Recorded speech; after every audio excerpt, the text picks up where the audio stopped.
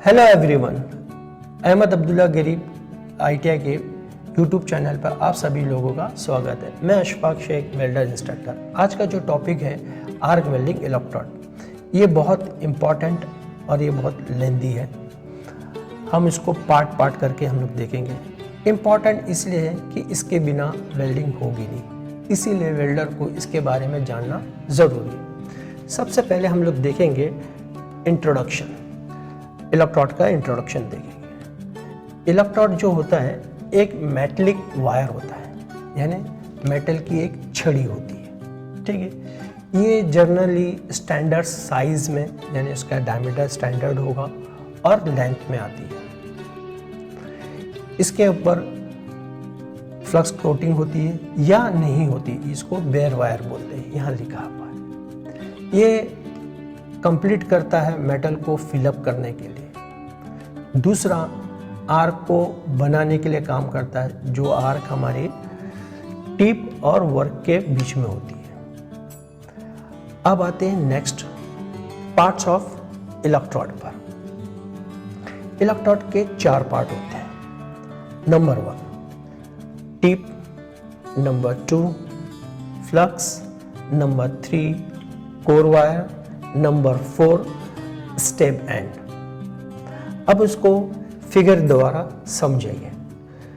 Tip, flux, core wire, अंदर ये wire होती है, ये यहाँ से यहाँ तक होती है, ठीक है, एक मेटल की वायर होती है। इसी के ऊपर हम लोग फ्लक्स कोटिंग की जाती है, यानी फ्लक्स का मुलामा चढ़ाया जाता है, ठीक है।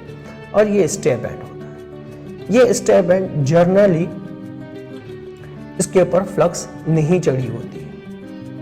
क्यों नहीं चढ़ी होती है? यहाँ पर इलेक्ट्रोड होल्डर कनेक्ट किया जाता है, जहाँ से ये करंट पास होता है, यहाँ पर आता है, इलेक्ट्रोड से यहाँ पर करंट आएगा, यहाँ से टिप पर जाएगा, तब जाके वेल्डिंग होगी, आर्क बनेगी, वेल्डिंग होगी। ओके, जनरली ये जो हिस्सा है इसी को स्टेप एंड कहते हैं। जनरली ये 20 से 25 mm होता है, मगर हमको थोड़ा सा फ्लक्स का आगे वाला हिस्सा हम लोगों को वहाँ पर लाके वेल्डिंग को एंड करना पड़ता है, इलेक्ट्रोड को बर्न करना पड़ता है, और इसी को हम लोग स्टेप एंड बोलते हैं। ये टोटल मिला के 40 से 50 होता है। क्यों हम लोगों को फ्लक्स का हिस्सा इतना छोड़ना पड़ता है?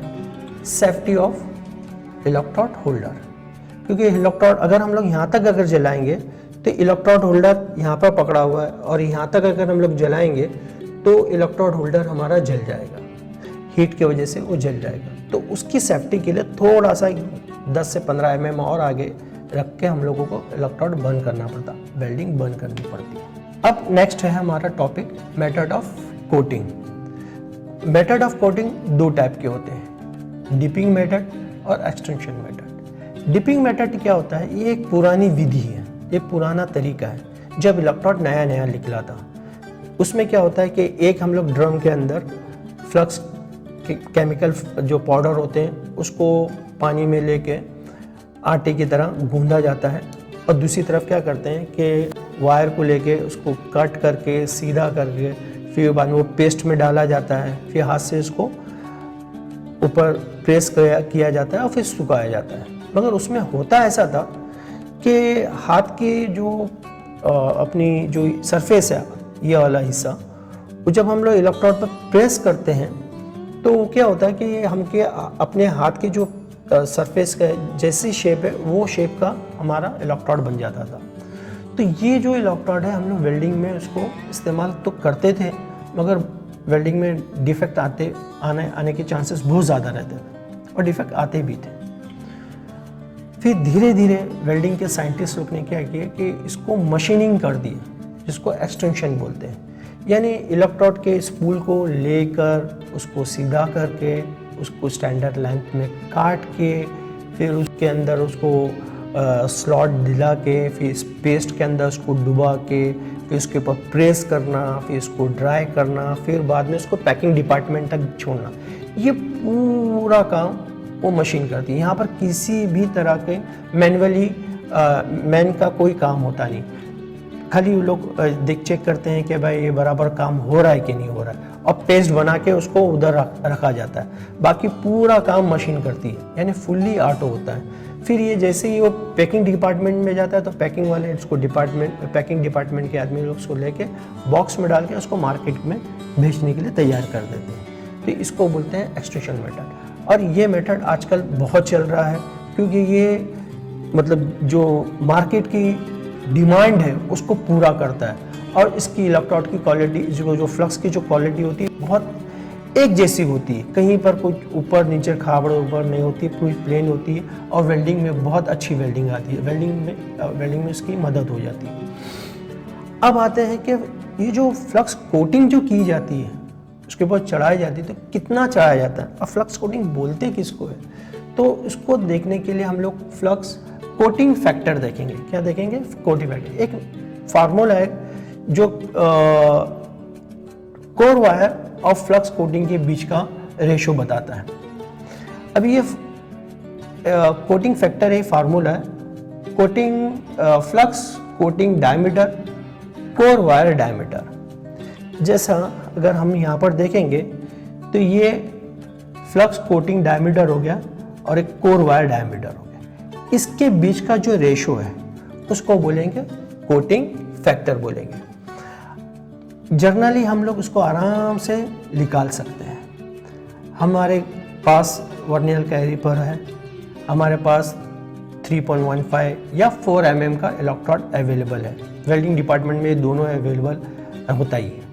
उसको लो, कोई भी डायमीटर का एक इलेक्ट्रोड को ले लो, और पहले कोर वायर वाले हिस्से को नापो, फिर बाद में कोटिंग वाले मतलब टिप वाले हिस्से को नापो, तो दोनों को लिखो और ये फार्मूले में इसको अप्लाई करो, तो आपको जर्नली ये आंसर्स मिलेंगे।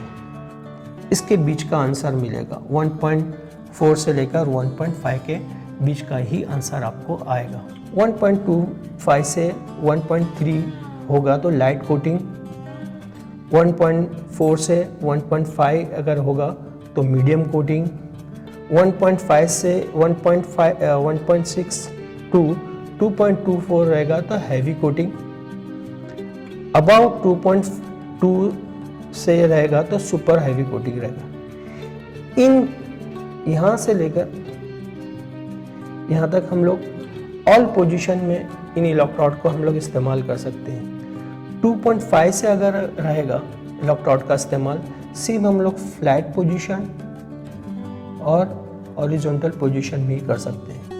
क्यों फ्लैट पोजीशन में कर सकते हैं, हॉरिजॉन्टल वर्टिकल में क्यों नहीं कर सकते, इंक्लाइन में क्यों नहीं कर सकते, ओवरहेड में क्यों नहीं कर सकते? क्योंकि ये बहुत हैवी होता है, और वेल्डर एक तो ऐसे ही हैवी केबल वगैरह से रहता है, अगर ये लेके अगर करेगा वेल्डिंग हो जाएगी नो डाउट, मगर क्या होगा कि वो उसका हाथ बहुत दर्द होगा। इसीलिए जनरली इस इलेक्ट्रोड का इस्तेमाल वर्टिकल, ओवरहेड और इंक्लाइन पोजीशन में नहीं किया जाता। आई होप कि आपको ये टॉपिक पसंद आया होगा।